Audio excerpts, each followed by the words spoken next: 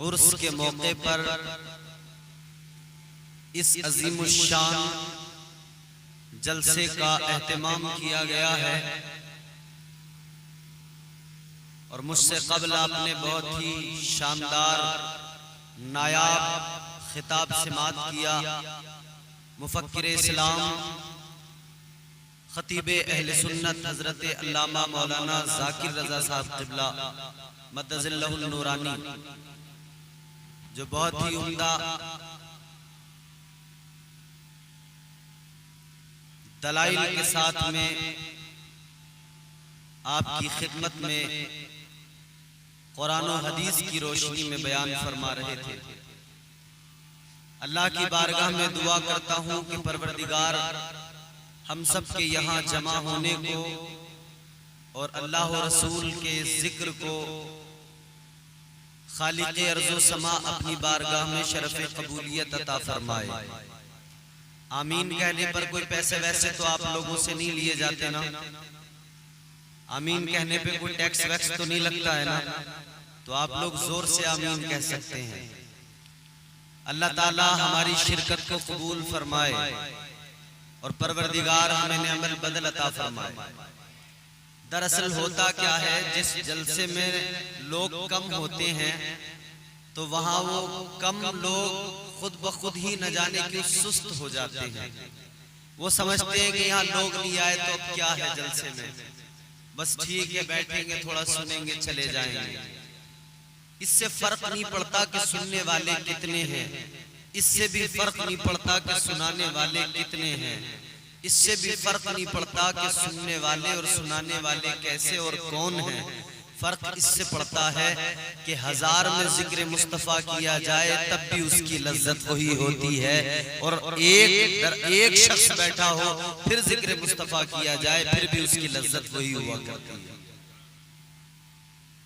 तो इंशाअल्लाह थोड़ी आप हज़रात से दरखास्त है कि आप जरा तवज्जो और इन्हिमाक के साथ समाअत करें। मिंबर शरीफ पर हमारे बुजुर्ग उलमा और हमारे दीगर उलमा इम्मा तशरीफ फरमा है, अल्लाह इनको सलामत रखे। इसकी थोड़ी आवाज बढ़ा दो भाई साहब, जो ये दूर से ले ले अच्छा है। अल्लाह ताला इसमें बरकत अता फरमाए आपके माइक में। आइए जी लगाकर सारी कायनात के मरकज़ी अक़ीदत हुजूर सैयद आलम नूर मुजस्सम ताजदार मदीना सल्लल्लाहु तआला अलैहि वसल्लम की बारगाह में अपनी गुलामी का सबूत देते हुए बावाज़े बुलंद दुरूद पाक का हदिया पेश करें। पढ़ें अल्लाहुम्मा सल्ली अला सय्यिदिना मौलाना मुहम्मदिन व अला आलि सय्यिदिना मौलाना मुहम्मदिन सल्लल्लाहु अलैहि व सल्लम अलैका या रसूलल्लाह। मेरे अजीजों, आज भी यही स्टेज है, यही सामने ग्राउंड है और बड़े मुख्तसर से लोग हैं। कल भी यही स्टेज होगा, यही मैदान होगा, यहाँ पर बहुत ज्यादा पब्लिक नजर आएगी। परसों भी यही स्टेज होगा, यही माइक, यही साउंड, यही सब कुछ होगा, लेकिन भीड़ और ज्यादा नजर आएगी। दर हकीकत मामला ये है कि आजकल जब उर्स होते हैं ना, तो उसमें ये जो जलसे हैं ये रस्मन किए जा रहे हैं। दर हकीकत लोगों ने समझा है कि उर्स का मतलब कव्वाली होता है। जलसे तो रस्मन रख लिया करते, वो भी कुछ इमाम लोग कोशिश करते हैं, अरे कि यार कम से कम एक दिन तो जलसे का रख ही लो, एक दिन तो कम से कम उलमा के बयानात होंगे, 2-4 लोग भी सुन के अमल कर ले तो बड़ी अच्छी बात है। दर हकीकत मामला यह है कि इंसानी फितरत उसे उन तमाम कामों की तरफ बहुत ज्यादा राग़िब व माइल करती है जिन कामों से अल्लाह और उसके रसूल के अहकामात और इस्लाम की तालीमात एक बंदे को रोकती है। यानी इस्लाम जिन बुराइयों से अपने मानने वालों को रोकता है, ये एक फितरी मामला है कि बंदा उसी तरफ तेजी से उसे तजस्सुस पैदा होता है और उसकी तबीयत उसी तरफ राग़िब व माइल होती है। चूंकि इंसान के साथ में शैतान लगा हुआ है और वो उसे बहकाता है। हर वक्त हर इंसान के साथ शैतान है और वो इस कोशिश में रहता है कि कोई भी इंसान नेक काम और अल्लाह और रसूल की रजा जिनमें हासिल हो उन कामों को ना करे। हर इंसान इस अहद में खास तौर पर, ये दौरे पुरफितन है, इस दौर में खास तौर पर मुख्तसर सा तबका है, मुख्तसर कलील तादाद है उन लोगों की जो लोग वाकई इस्लाम की तालीमात के मुताबिक जिंदगी गुजारते हैं और गुजारना चाहते हैं। बाकी तो आम तौर पर लोग ज्यादातर दुनिया की रंगीनियां, दुनिया की रानाइयां ही इंसान को पसंद आती हैं। नाचना, गाना, झूमना, मचलना, थिरकना, रक्स करना, मौसीकी का इंसान दिलदादा हो गया। ये सब चीजें वो हैं जो फितरी तौर पे आदमी इस तरफ भागता जा रहा है। मौका कोई भी हो, खुशी का मौका हो, गम का मौका हो, कोई भी मौका हो, मगर हमारे यहाँ कभी रस्म रिवाज के नाम पर, कभी मजे के नाम पर काम वही होते हैं जिनसे अल्लाह नाराज हो, जिनसे अल्लाह का महबूब नाराज हो। अगर हमारे यहाँ शादी होती है तो शादियों में भी हमारे यहाँ नाच गाने होते हैं। तो लोगों ने उर्स भी करने शुरू किए तो उसमें भी यही नाच गाने शुरू कर दिए, मुकाबले न जाने क्या क्या। अल्लाह रहम फरमाए और उम्मत को महफूज फरमाए। ये जिंदगी बड़ी मुख्तसर है मेरे अजीजों। मैं आपको हंसाने, लतीफे सुनाने या ऐसी कोई तकरीर लच्छेदार सुनाने नहीं आया जिससे आप बस मचल कर खुश होकर थोड़ी देर सुने और फिर बाद में कोई परवाह ना रहे। मैं चाहता हूं कि आज की इस बज़्म में मुख्तसर से लोग हैं, मगर वो बातें आपके सामने पेश करूं कि कम से कम इतने लोगों में दो चार लोगों के दिल पर भी अगर असर हो जाए और वो बाअमल बन जाए तो ये जलसा कराना भी कामयाब, हमारा आना और आपका आना भी कामयाब।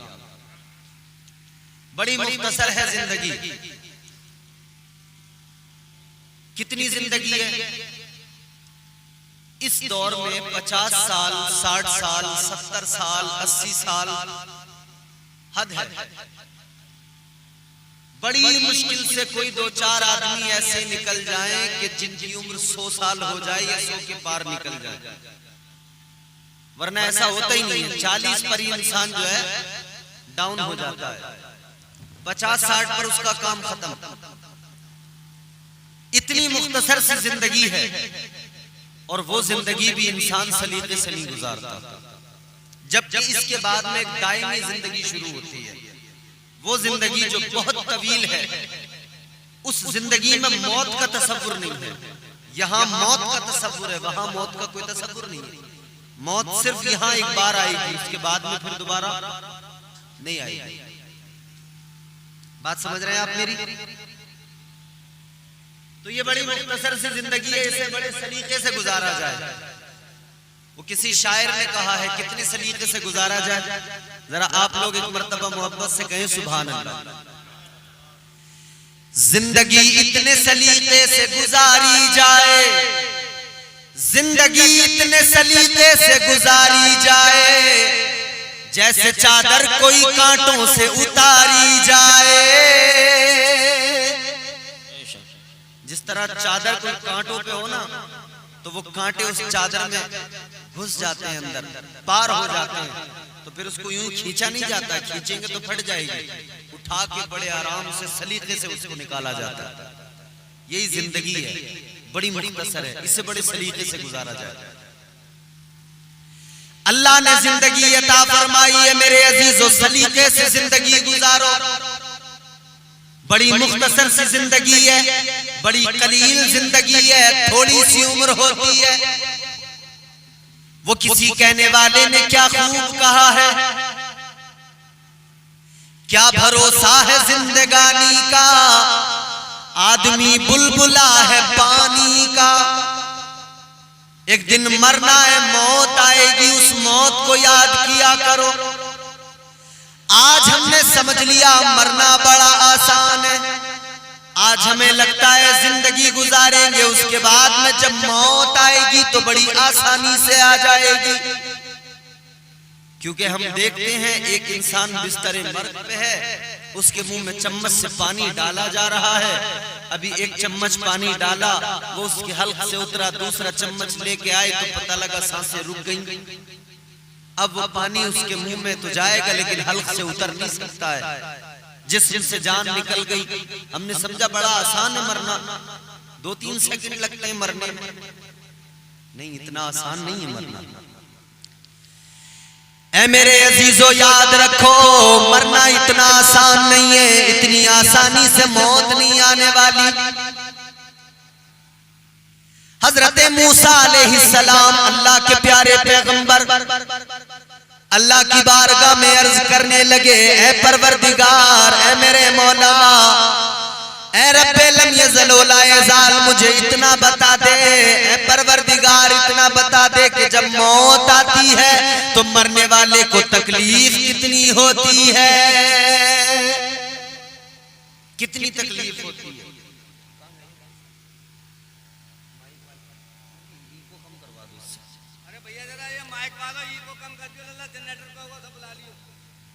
आपकी समझ में आ रही है बात? ये इको ज्यादा तो नहीं हो रही है? ठीक है, जरा मोहब्बत से कहें सुभान अल्लाह। अल्लाह के प्यारे पैगंबर जनाब मूसा अलैहिस्सलाम ने अल्लाह की बारगाह में अर्ज किया, मौला ऐ रब्बे लम यज़ल व ला यज़ाल, मेरे खालिक व मालिक मुझे इतना बता दे, जब मौत आती है तो इंसान को तकलीफ कितनी होती है। अल्लाह ने फरमाया, ऐ मूसा कैसे समझना चाहते हो? अर्ज करने लगे, परवरदिगार मुझे किसी मिसाल से समझा दे। अल्लाह ने फरमाया, मूसा सुनो, आग जलाओ, आग रोशन करो, उस आग के ऊपर एक हांडी को लाकर रख दो, उस हांडी के अंदर एक परिंदे को लाकर रख दो, ऊपर से उस हांडी का मुंह बंद कर दो, उसके ऊपर से उसका ढक्कन रख दो। अब अंदर परिंदा जिंदा रखा हुआ है, नीचे से आग जल रही है, ऊपर से उसका ढक्कन बंद है। जिस तरह उस परिंदे को उस वक्त में तकलीफ होती है कि न उसे मरने दिया जा रहा है, न उसे जीने दिया जा रहा है, अल्लाह ने फरमाया, मूसा सुनो, जो तकलीफ उस वक्त में उस परिंदे को होती है, उससे भी कहीं ज्यादा तकलीफ मौत के वक्त में इंसान को होती है। ये तकलीफ है, समझ रहे? फरमाया गया कि जब मौत आती है ना तो इंसान को इतनी तकलीफ होती है, इतनी तकलीफ होती है। हुजूर ने फरमाया कि जिस तरह बकरी के जिस्म से, जिंदा बकरी के जिस्म से यूं पकड़ के खाल खींची जाए ना, उस वक्त में उसको कितनी तकलीफ होगी। फरमाया गया कि इससे भी ज्यादा तकलीफ मौत के वक्त में एक इंसान को होती है। कितनी तकलीफ है महसूस करें। आज हम लोग दुनिया की रानाइयों में गुम हो गए, दुनिया की रंगीनियां भा गई, दुनिया बड़ी अच्छी नजर आने लगी, दुनिया बड़ी हमारे दिल को पसंद आ गई। ऐ मेरे अजीजों, आज दावा तो करते हैं हम, आज हमारी जबान पर कलमा तो है, आज मुस्तफा का नाम तो जबान पर है, मगर तालीम मुस्तफा पर अमल करना छोड़ दिया है, कुरान की तालीम को पसे पुष्ट डाल दिया। अल्लाहु अकबर कबीरा, गौर करो, जिंदगी बड़ी मुख्तसर है। ऐ लोगों सुनो, मैं आपको बताता हूँ, अल्लाह के प्यारे पैगंबर जनाब हजरत नूह अलैहिस्सलाम, अल्लाह अल्लाहु अकबर कबीरा। हजरत नूह अलैहिस्सलाम की बारगाह में एक औरत आई, एक खातून आई, एक ज़ईफा आई, आकर कहने लगी ए अल्लाह के पैगंबर, आपकी बारगाह में एक मारूजा लेकर आई हूँ, आप जरा मेरे लिए दुआ कर दीजिए। अल्लाह के प्यारे पैगंबर हजरत नूह अलैहिस्सलाम ने फरमाया कि क्या दुआ कराना चाहती हो? अल्लाहु अकबर कबीरा। वो खातून, वो बूढ़ी औरत कहने लगी ए पैगंबर खुदा सुनो, मेरे बच्चे जल्दी मर जाते हैं, मेरे बच्चों को जल्दी मौत आ जाती है, वो जल्दी दुनिया से रुखसत हो जाते हैं। मैं ये चाहती हूँ अल्लाह मुझे कोई ऐसी औलाद भी दे जिसकी उम्र अल्लाह बहुत लंबी फरमा दे। तो हजरत नूह अलैहिस्सलाम ने फरमाया कि अच्छा एक बात बताओ, तुम कहती हो कि तुम्हारे बच्चों की उम्रें कम होती हैं, कम उम्रों में इंतकाल हो जाता है, तो ये बताओ कितनी उम्र होती है तुम्हारे बच्चों की? वो खातून कहने लगी हजरत नूह अलैहिस्सलाम की बारगाह में, ए अल्लाह के पैगंबर सुनो, मेरे बच्चों की उम्रें बड़ी थोड़ी हुआ करती हैं, जल्दी उनका इंतकाल हो जाता है। कितने साल में इंतकाल होता है? कहने लगी कोई 100 साल में मर जाता है, कोई 200 साल में मर जाता है, इतनी कम उम्रें मेरे बच्चों की होती हैं। कहने लगी अल्लाह के पैगंबर सुनो, अल्लाह की बारगाह में दुआ कर दो, परवरदिगारे आलम ऐसी औलाद भी दे कि जिनकी उम्रें बहुत लंबी हो। 100 साल की उम्र, 200 साल की उम्र, वो क्या कह रही है कि बड़ी कम उम्रें होती हैं मेरे बच्चों की। यहाँ तो जिसकी 100 साल की उम्र हो जाए उसका नाम गिनीज बुक जो है ना उसमें लिख दिया जाता है कि इन्होंने 100 के प्लस, ये आगे बढ़ गए 100 के। यहाँ 100 साल उम्र नहीं हो पा रही है और वो कह रही है कि मेरे बच्चे 100 साल में 200 साल में मर जाते हैं, जल्दी मर जाते हैं, दुआ कर दो मेरी औलाद की उम्र लंबी हो। तो अब एक बात सोचो, उसके बच्चे 100 साल 200 साल की उम्र में मर रहे हैं, तो फिर उस औरत की उम्र कितनी होगी, उस खातून की उम्र खुद कितनी होगी? तो हजरत नूह अलैहिस्सलाम ने उस खातून से क्या फरमाया, सुनो जरा तवज्जो से सुनो। अल्लाह के प्यारे पैगंबर जनाब नूह अलैहिस्सलाम ने उस औरत से फरमाया, आप फरमाने लगे खातून तू अपने बच्चों की 100-200 साल की उम्र को कम बताने लगी है, तू कहती है बड़ी कम उम्र मेरे बच्चों की हो रही है, मगर सुन ले मैं तुझे बताता हूँ, एक उम्मत ऐसी भी होगी, आखिरी उम्मत, आखिरी पैगंबर की उम्मत, महबूबे खुदा की उम्मत, अल्लाहु अकबर कबीरा। आप फरमाने लगे वो आखिरी उम्मत ऐसी होगी कि उनमें किसी की उम्र 40 साल होगी, किसी की 50 साल होगी, किसी की 60-70 साल उम्र होगी, 100 साल बड़ी मुश्किल से उनकी उम्र होगी। इतना सुना वो औरत हैरान हो गई, कहने लगी अल्लाह के पैगंबर उन लोगों की इतनी कम उम्रें होगी, उन लोगों की बड़ी मुख्तसर जिंदगी होगी। कहने लगी जब उनकी इतनी मुख्तसर जिंदगी होगी, इतनी कम उम्रें होगी, तो इतनी उम्र में वो क्या करेंगे? कुछ भी नहीं कर पाएंगे, ना अच्छे घर बना पाएंगे, न प्रॉपर्टियां बना पाएंगे, न जमीन जायदाद खरीद पाएंगे, न बिल्डिंगें इमारतें बना पाएंगे। अल्लाह के प्यारे पैगंबर जनाब हजरत नूह अलैहिस्सलाम ने फरमाया ऐ खातून सुन ले, उनकी उम्रें बड़ी छोटी होगी, मगर तू घर बनाने की बात करती है तो सुन ले, घर वो इतनी कम उम्र में ऐसे बनाएंगे कि उनसे पहले ऐसे महल किसी ने नहीं बनाए होंगे। उम्रें तो कम होंगी मगर महल ऐसे बनाएंगे कि उनसे पहले किसी ने, उम्रें बड़ी मुख्तसर होंगी, महल बहुत अजीम शान बनाएंगे। उम्रें बड़ी छोटी होंगी मगर प्रॉपर्टी भी जमा करेंगे, उम्रें बड़ी छोटी होंगी मगर बिल्डिंगें खड़ी कर देंगे, उम्रें बड़ी छोटी होंगी मगर आसाइशें बहुत ज्यादा होगी।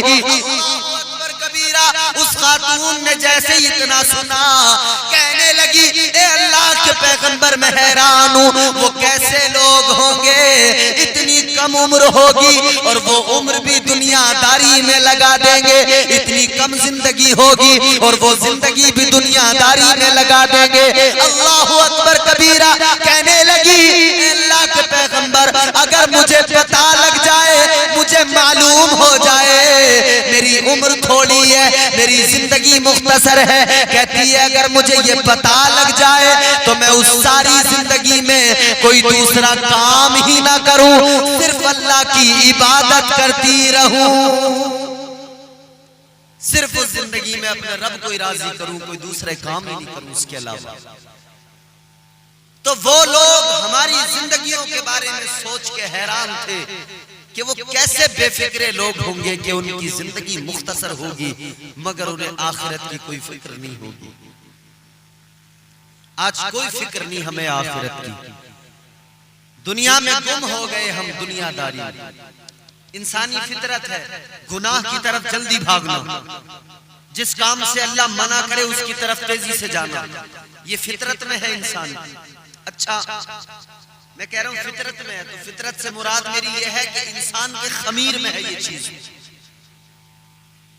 अल्लाह के प्यारे पैगंबर, दुनिया के पहले इंसान हजरत आदम अलैहिस्सलाम, आपसे अल्लाह ने क्या फरमाया था? अल्लाह ने फरमाया था जन्नत में रहो, जन्नत की आसाइशें थी, जो चाहो वो खाओ, तमाम जन्नती फल हैं, मेवाजात हैं, दूध की नहरें बह रही हैं, शहद की नहरें बह रही हैं, सब कुछ है, तमाम आसाइशें हैं, मगर एक शजर था, एक दरख्त था। अल्लाह ने फरमाया इसके करीब न जाना, वला तक़रबा हाज़िही शजरता, इस दरख्त के करीब न जाना। शजरे ममनुआ, फरमाया इसके करीब न जाना, इसका फल न खाना। मुफस्सिरीन इकराम फरमाते कि वो गंदुम का दरख्त था, गेहूं का, बाज़ ने कहा वो अंगूर का दरख्त था, लेकिन गेहूं के बारे में ज्यादातर मुफस्सिरीन इकराम ने बयान फरमाया कि वो गेहूं का दरख्त था, गंदुम। अल्लाह ने फरमाया इसको नहीं खाना, इसके करीब नहीं जाना। हजरत आदम अलैहिस्सलाम कायनात के पहले इंसान, सारी कायनात की इंसानियत के बाप, जन्नत में है, मगर शैतान तो चूंकि पहले से दुश्मन था। कुरान की आयत कहती है या अय्युहल्लज़ीना आमनू ला तत्तबिउ खुतुवातिश शैतान, ऐ ईमान वालो शैतान की पैरवी ना करो। जी बेशक, इन्नहु लकुम अदुव्वुम मुबीन, ये तुम्हारा खुला दुश्मन है। शैतान खुला दुश्मन है। उसी वक्त उसने अल्लाह की बारगाह में वादा कर लिया था। अल्लाह ने हजरत आदम अलैहिस्सलाम को बनाया, हजरत आदम अलैहिस्सलाम का वजूद तैयार हुआ, मुजस्समा तैयार हुआ। अल्लाह ने फरमाया फरिश्तों से मैं जमीन पर अपना नाइब बनाऊंगा। फरिश्तों को जब अल्लाह ने फरमाया ना मैं जमीन पर अपना नाइब, अपना खलीफा बनाऊंगा, फरिश्तों ने कहा मालिक हम क्या तेरी इबादत के लिए कम है? ये जमीन पर जाकर खुरेजी करेगा, जमीन को फितना और फसाद से भर देगा इंसान। अल्लाह ने फरमाया कि जो मैं जानता हूं वो तुम नहीं जानते। बेशक बेशक, बहुत खूब। हजरत आदम अलैहिस्सलाम का वजूद तैयार हुआ, मुजस्समा तैयार हुआ। अब फरिश्तों को हुक्म हुआ वइज़ क़ुलना लिल मलाइकति इसजुदू लि आदम, अल्लाह ने फरिश्तों को हुक्म दे दिया ऐ फरिश्तों आदम को सजदा करो, आदम को सजदा करो। ये सजदे ताज़ीमी था, अल्लाह का हुक्म था। सारे फरिश्तों ने सजदा किया, अपने सर को झुका दिया, मगर शैतान ने नहीं किया। इल्ला इब्लीस, शैतान ने इनकार कर दिया, शैतान अकड़ गया, इसने मना कर दिया। किस लिए मना किया? ये कहता था मैं बरतर हूँ, ये कहता था मैं बेहतर हूँ, कहता था मैं आग से बना हूँ, आदम मिट्टी से बना है, आदम अफजल नहीं मैं अफजल हूँ। अल्लाहु अकबर कबीरा। ये अपने आप को अफजल मानने वाला, अपने आप को बरतर कहने वाला, अपने आप को बेहतर बनाने वाला, बेहतर कहलाने वाला, अल्लाहु अकबर कबीरा। शैतान ने झुकने से इनकार कर दिया, सजदा करने से इनकार कर दिया। इधर इसने सजदा करने से इनकार किया, इधर इसने आदम के आगे झुकने से मना किया। उधर अल्लाह तबारक व तआला ने इसे शैतान बना दिया, लानत का तोक गले में डाल दिया, मरदूद बना दिया गया। उससे पहले फरिश्तों में बैठना उठना, उससे पहले फरिश्तों में रहना सहना, उससे पहले फरिश्तों की संगत, उससे पहले फरिश्तों की सोबत, उससे पहले तो फरमाया गया मुअल्लिमुल मलकूत था, उससे पहले तो जन्नत में आना जाना था। लेकिन एक लम्हे के अंदर सारी इबादतें चली गई, सारी बंदगी चली गई, तकवा शिआरी चली गई, सारे सजदे चले गए। एक लम्हे के अंदर सारी इबादतें खत्म। अल्लाह अकबर कबीरा। पता चला है लोगों, जो बंदा अल्लाह की नाफरमानी करे, जो पैगंबर खुदा की तौहीन करे, एक लम्हे के अंदर अल्लाह उसकी सारी इबादतों को खत्म कर देता है, उसकी सारी बंदगी खत्म हो जाती है, उसका सारा तकवा खत्म हो जाता है, उसकी सारी नेकियां बर्बाद हो जाती है, वो तबाह हो बर्बाद हो जाता है। ए लोगों गौर करो, अब शैतान ने मना कर दिया, अल्लाह ने लानत का तोक उसके गले में डाल दिया, अल्लाह ने उसे मरदूद बना दिया। अल्लाह ने फरमाया निकल जा, अब तुझे जन्नत से कोई मतलब नहीं है, अब निकल जा, तुझे अब फरिश्तों में रहने की जरूरत नहीं है। अल्लाह ने शैतान बना दिया, तो शैतान ने अल्लाह की बारगाह में कहा, ए परवरदिगारे आलम, ए खालिक़े अर्ज़ो समा, एक इंसान की वजह से, एक आदमी की वजह से ए मौला मुझे मरदूद बना दिया गया, लानत का तोक मेरे गले में डाल दिया गया। ए परवरदिगार, मैं तुझसे वादा करता हूँ, अब जब तक दुनिया के अंदर इंसान है, कयामत तक मैं इंसानों को बहकाता रहूंगा, मैं इंसानों के दिलों में वसवसे डालता रहूंगा, मैं नेकियों से रोकता रहूंगा, बुराइयों की तरफ इन्हें ले जाता रहूंगा, मैं इन्हें गुनाहों के रास्ते पे डालूंगा, मैं इन्हें नेकियों से रोकूंगा। अल्लाह की बारगाह में कहने लगा, ऐ परवरदिगार, अब कयामत तक इंसान मेरा दुश्मन हो गया, ऐ मौला मैं इसे बहकाता रहूंगा।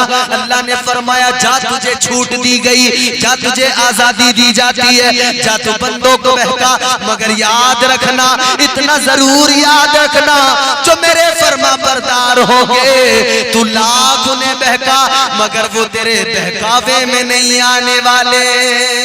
नारे तकबीर, नारे रिसालत, मसलके आला हजरत मौलाना इम्तियाज बरकती साहिब किबला। नारे तकबीर, नारे रिसालत, जिंदाबाद जिंदाबाद। वाह वाह, बहुत बात समझ में आ रही है आपको? अल्लाह ने फरमाया बहका, लेकिन जो मेरे होंगे वो तेरे बहकावे में नहीं आएंगे। शैतान तो तभी से दुश्मन है ना इंसान का। अल्लाह ने कुरान में ऐलान कर दिया, ये तुम्हारा खुला दुश्मन है, तो दुश्मन से बचना चाहिए ना, दुश्मन से दूरी बनानी चाहिए ना। दुश्मन से दोस्ती तो नहीं होती, दुश्मन से याराना तो नहीं होता। दुश्मनी का मतलब ये होता है कि दूरियां हो जाएं। आज बड़ा अजीब मामला है, जो दुश्मन ऐसा है जिसे कुरान ने कहा कि ये तुम्हारा खुला दुश्मन है, उस दुश्मन से मुसलमान यारी करने लगा, उस दुश्मन से मुसलमान दोस्ती करने लगा, उस दुश्मन से मुसलमान बड़ा खुश है, बड़ा राजी है, वो जैसा बताए वैसा करने को तैयार है, वो कहे नाचने को तो नाचने को तैयार है।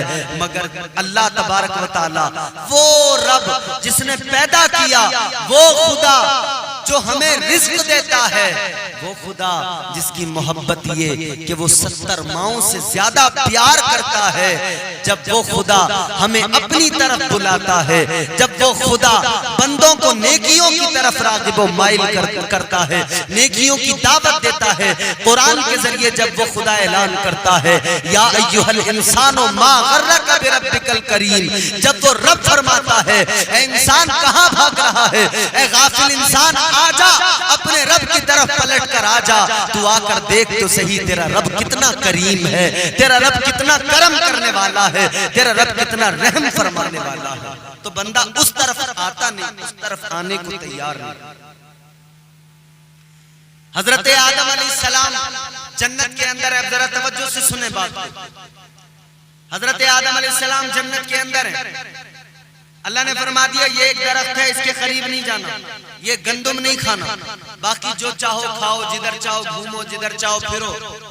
जन्नत की जिंदगी, अल्लाह अकबर कबीर। जन्नत तो जन्नत, जन्नत जानते हो किस जगह का नाम?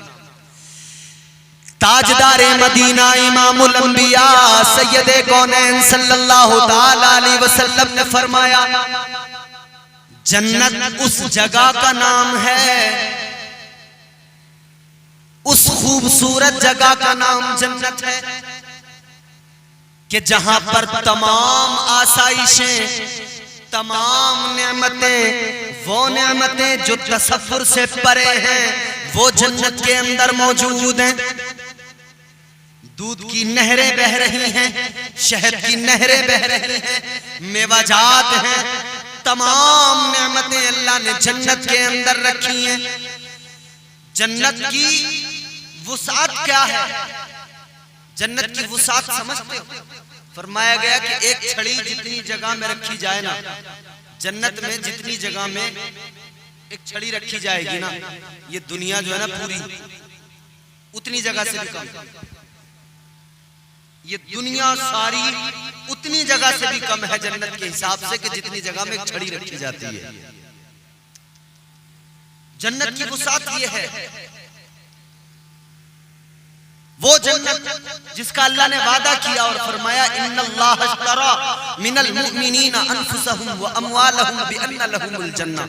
कुरान कहता है बेशक अल्लाह ने ईमान वालों की जान और उनके माल खरीद लिए हैं। सौदा हो गया, ये जान हमारी नहीं, ये माल हमारा नहीं, अल्लाह ने खरीद लिया। मगर खरीदो फरोख्त का उसूल होता है कि जब खरीदा जाए तो कीमत अदा की जाती है।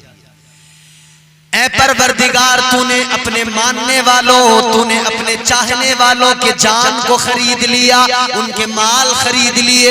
ऐ परवरदिगार, कीमत क्या है हमारी जान की, कीमत क्या है हमारे माल की? ऐ रब्बे लम यज़ल व ला यज़ाल, ये जान तूने खरीद ली, ये माल तूने खरीद लिया। अल्लाह का कुरान कहता है बिअन्ना लहुमुल जन्नह, अल्लाह ने यूं ही नहीं खरीद लिया, कीमत बहुत बड़ी अदा की है। अल्लाह ने मोमिनों की जान और उनके माल खरीदे तो अल्लाह ने जन्नत के बदले में खरीदे हैं। अल्लाह ने तो जन्नत के बदले में खरीदे। हजरत आदम अलैहिस्सलाम उसी जन्नत के अंदर, जिस जन्नत के अंदर हूरें हैं और हूरों की खूबसूरती, हर इंसान को जन्नत के अंदर, हर जन्नती को 70 हूरें मिलेंगी और 2 दुनियावी जो औरतें हैं ये जो जन्नत में पहुंचेंगी, ये 2 औरतें, ये 72 इस तरह से होंगी, 70 हूरें होंगी। और हूरों की खूबसूरती क्या है?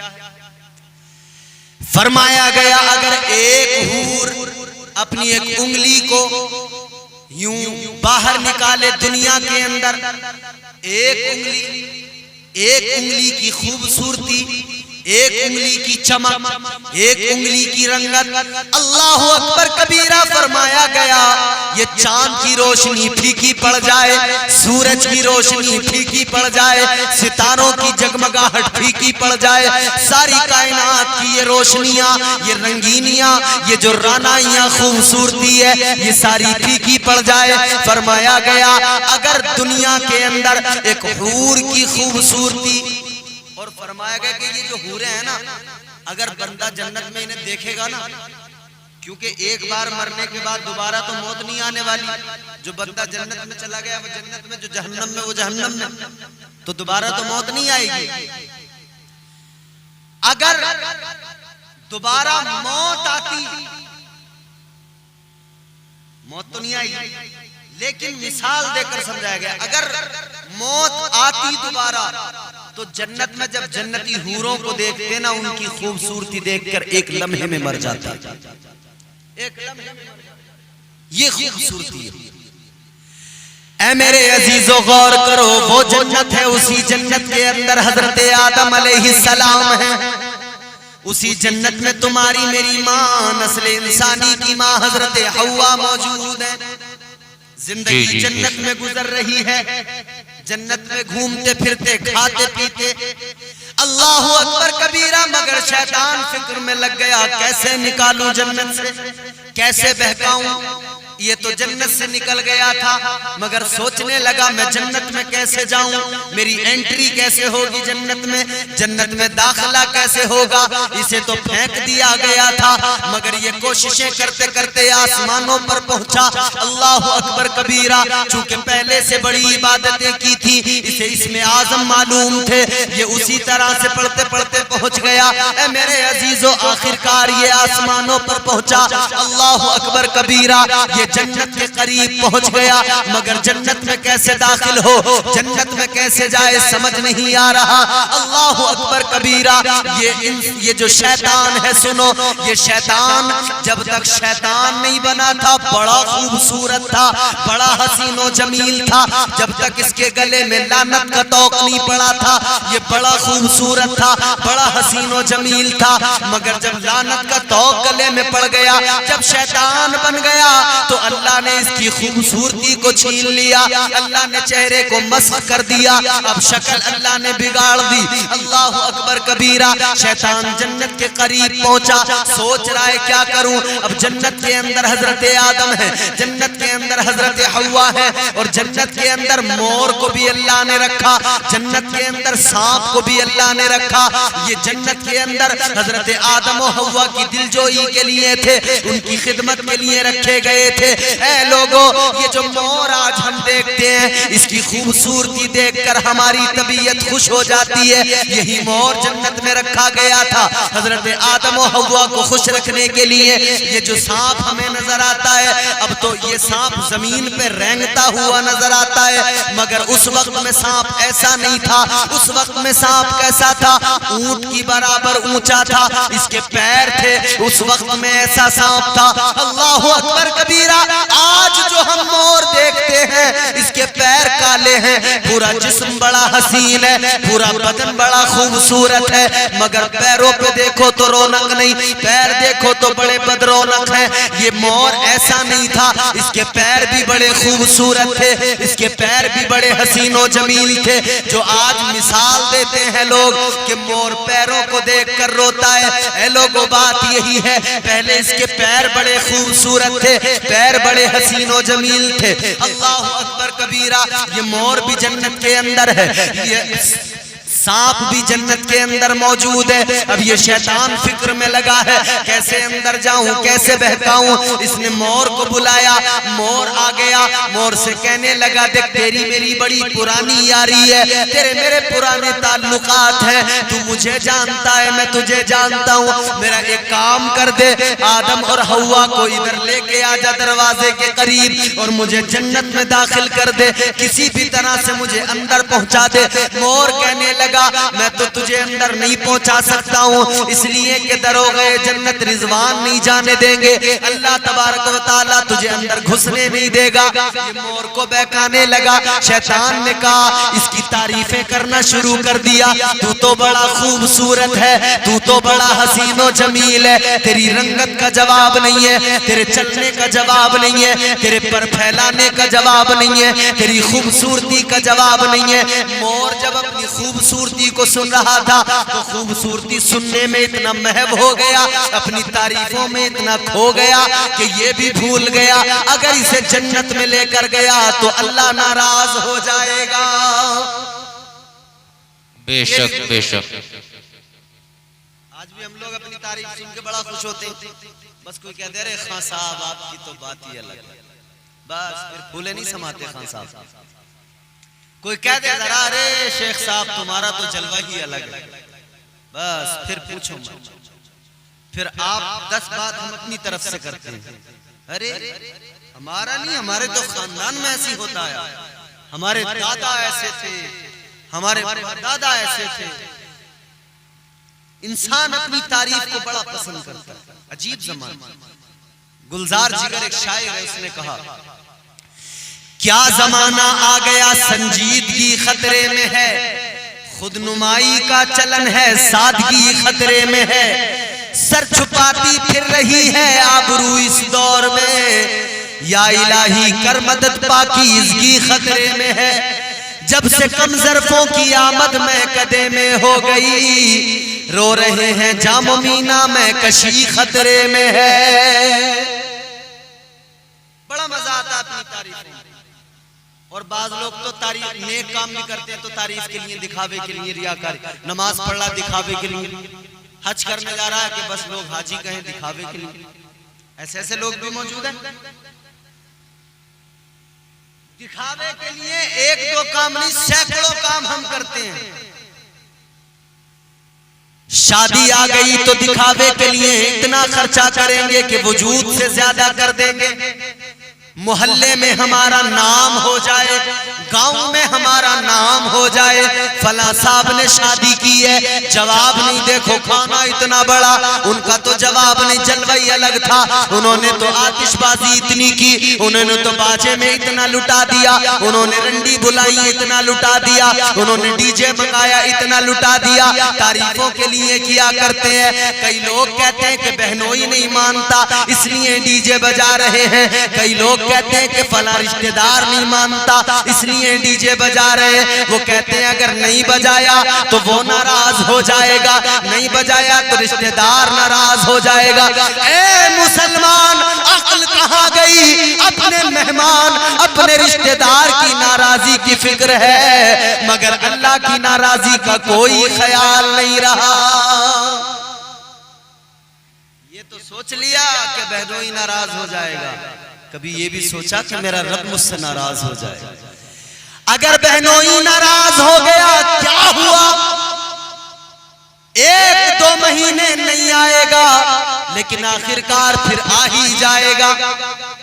लेकिन मेरे अजीज, अगर रब नाराज हो गया तो दुनिया भी बर्बाद, आखिरत भी बर्बाद। कब्र में भी तकलीफें, आखिरत में भी तकलीफें। ऐ मेरे अजीजों, दिखावे के लिए हम क्या कुछ नहीं किया करते हैं। अभी कल की बात मैं आपको बता दूं, कल की बात, एक चाय बेचने वाला, होटल चलाने वाला, छोटा सा होटल, यही संभल में मैं था, वहां छोटा सा मामूली सा काम, शादी है, जिक्र होने लगा, तो वहां जिक्र हो रहा था कि डीजे बजेगा। आपस में वो दो तीन लोग बैठे जिक्र कर रहे, वो लड़का जिसकी शादी चाय बना के बेच रहा, मगर उसकी बात कल्ला नहीं जी, हम तो खुले आम कह रहे हैं, हम तो बजाएंगे। अब जब उस इंसान से, उस नौजवान से कहा गया कि भाई, और लोग जो थे तब तक मैंने कुछ नहीं कहा, मैंने देखा, उन्होंने कहा कि तू यार ये काम किस लिए कर रहा है? डीजे बजाने के क्यों बजा रहा है? आखिरत के बारे में सोच, जिंदगी मुख्तसर है, एक दिन मर जाएगा, कब्र में हिसाब देना है। तो उसका जवाब ये था कि जनाब हमसे तो कह रहे हो, हमने तो बड़े बड़े दाढ़ी वाले देखे कि उनके यहाँ भी ये काम हो रहे हैं।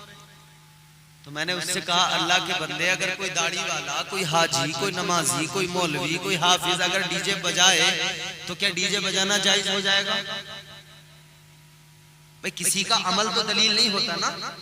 अगर मौलवी साहब ने डीजे बजा लिया या मौलवी साहब कहीं नाचते हुए पाए गए तो ये नाचना जायज हो जाए? ऐसा तो नहीं है। इंसान का अमल अपनी जगह, अल्लाह का कुरान, अल्लाह के रसूल के फरमान अपनी जगह है। कौले मोहम्मद, कौले खुदा, फरमान न बदला जाएगा। बदलेगा जमाना लाख मगर कुरान न बदला जाएगा। कोई नाचे तो उसके नाचने पर नाचना जायज नहीं हो जाता है, कोई डीजे बजाए तो उसके बजाने पर बजाना जायज नहीं हो जाता है। इस्लाम ने अगर नाजायज कर दिया वो नाजायज ही रहेगा। जो भी बजाए गुनाहगार होगा, जो भी बजाए वो सजा का मुस्तहिक है। मेरे अजीजों, मामलात ये है, लोग एक दूसरे को देखा करते हैं, उसने किया है तो हम भी करेंगे। मेरा कहने का मकसद ये है, आज कितने काम है जो हम दिखावे के लिए किया करते हैं, रियाकारी उनके अंदर होती है। आज तो लोग नमाजें भी पढ़ते हैं इसलिए कि लोग हमें नमाजी कहे, हज करने जाते हैं इसलिए कि लोग हमें हाजी कहे। बड़े बड़े बहुत अच्छे लोग भी होते हैं, मगर बाज लोग ऐसे होते हैं, इतने सख्त, इतने खतरनाक। ऐसे ऐसे हाजी मैंने देखे हैं, अल्लाह रहम फरमाए। बाज हाजी बड़े अच्छे हज करके आए तो नेक बन गए, परहेजगार बन गए, मगर बाज हाजी ऐसे कि हज करके आए तो दुगना झूठ बोलने लगे। पहले जितना बोल रहे थे वो कम था, हज करके आए तो दुगना बोल रहे। लतीफा नहीं, गांव भी दिखा दूंगा, आदमी भी दिखा दूंगा। एक हाजी मुझसे कहने लगा, मौलवी साहब सुनो, जब मैं हज करने गया लखनऊ एयरपोर्ट से फ्लाइट, अब सुनना आप बात, ए भाई हेलो, कोई परेशानी? अगर चाहो तो तकरीर खत्म कर दें। कहने लगे लखनऊ एयरपोर्ट से जब हम फ्लाइट में बैठे, जब प्लेन उड़ा, बोले मैंने घड़ी में टाइम लगाया, कहने लगा 13 मिनट के अंदर हवाई जहाज हमारे गांव के ऊपर था। भाई हम भी बहुत सफर करते हैं फ्लाइट में, हमने भी देखा, मगर ये तो पता नहीं लगता नीचे गांव कौन सा। और जब ऊंचाई पे ज्यादा हो तो शहरों का पता नहीं लग पाता ढंग से, सलीके से। वो कह रहा बोले 13 मिनट में हमारा जहाज गांव के ऊपर था बिल्कुल। यहां तक तो फिर भी गनीमत, इससे आगे जो बात उसने बताई दंग हो गया, मैं होश उड़ गया सुन के। कहने लगा मौलवी साहब मैंने घड़ी में टाइम लगाया, 13 मिनट में हवाई जहाज हमारे गांव के ऊपर था। बोला जब मैंने शीशे में झांक के देखा तो लोग नीचे से हाथ दिखा रहे थे। मैंने कहा भाई वाह, जवाब नहीं, तेरा भी जवाब नहीं, तेरे गांव के लोगों का भी जवाब नहीं। तुझे ऊपर से पता चल गया नीचे गांव अपना है, इन्हें नीचे से पता चल गया इस जहाज में अपने हाजी बैठे हैं, सलाम कर लो। तुम भी लाजवाब, ये भी। तो ऐसे लोग दिखावे के लिए काम करते हैं, फिर बाद में वो अपनी फितर अपने जो है उसी पे जिंदगी पे रहते हैं जो पहले से चल रही होती है। दिखावे के लिए कभी कोई काम न करें, अपनी तारीफ को पसंद न करें। अना जब आ जाती है तो अना बर्बाद कर देती है। तू किसी और से न हारेगा, तुझको तेरा गुरूर मारेगा। ऐ मेरे अजीजों याद रखना, शैतान मोर की तारीफें करने लगा, मोर तारीफें सुनकर दंग हो गया। कहने लगा ठीक है कुछ सोचता हूं, इंतजाम करता हूं। कहने लगा आदम अलैहिस्सलाम और हजरत हव्वा को मैं यहां दरवाजे तक ले आऊंगा किसी भी तरह से। तो इसने क्या किया, इसने अपने पर फैला दिए, पर फैला के नाचना शुरू कर दिया।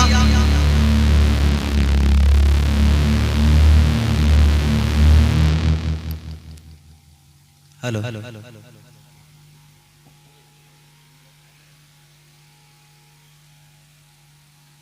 दुरूद शरीफ पढ़ लीजिए। अल्लाहुम्मा सल्ली अला सय्यिदिना मौलाना मुहम्मद व बारिक वसल्लम सल्लु अलैहि सलातु व सलाम अलैका या रसूलुल्लाह सल्लल्लाहु अलैहि वसल्लम। तो इसने क्या किया, मोर ने नाचना शुरू किया। ये नाचने लगा। मोर ने जैसे ही नाचना शुरू किया, हजरत आदम अलैहिस्सलाम का भी दिल बहलने लगा, हजरत हव्वा को भी अच्छा लगने लगा।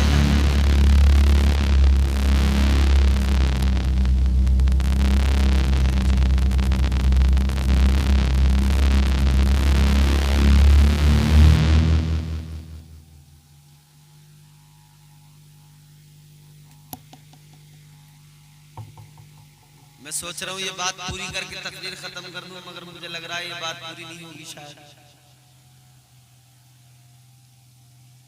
कल देखना तुम ये इंजन, ये बिल्कुल परेशान नहीं करेगा कल तो। हाँ क्या कहा इन्होंने, धर्राटे काटेगा कल, ये इंजन धर्राटे काटेगा कल, परेशान नहीं करेगा, क्योंकि कल पूरी कमेटी पूरा गांव लगा हुआ होगा इस काम पे। अगर इसकी जरा सी भी आवाज डाउन हुई ना तो 10 इंजीनियर इसके पास खड़े नजर आएंगे इसे ठीक करने वाले। और आज कोई पुरसाने हाल नहीं है इसका। आज तो सोच रहे हैं मौलवी साहब आओ, थोड़ी बहुत देर अपना गाओ और उसके बाद में अपने घर जाओ।